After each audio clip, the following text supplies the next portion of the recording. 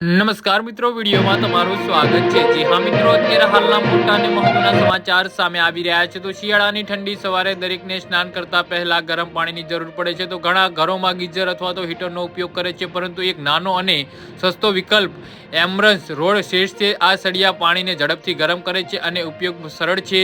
જો કે યોગ્ય રીતે ઉપયોગ કરવામાં આવે તો ખતરનાક બની શકે છે। તેથી નિષ્ણાતોને સળિયાનો ઉપયોગ કરતી વખતે કેટલાક મહત્વપૂર્ણ સલામતીનું નિયમનું પાલન કરવાની ભલામણ કરે છે। જી હા મિત્રો, અત્યારે હાલના મોટા અને મહત્વના સમાચાર સામે આવી રહ્યા છે। ભીના હાથે એમરસના રોડ ના પકડો। એમરસનો રોડ સળિયાને ઉપયોગ કરતી વખતે સૌથી સામાન્ય ભીના હાથે તેને ચાલુ કે બંધ કરવાની છે। પાણી વીજળીનું સારું વાહક છે, જેથી આ જીવલેણ બની શકે છે। પાણીની માત્રાને ધ્યાનમાં રાખવું મહત્વપૂર્ણ છે।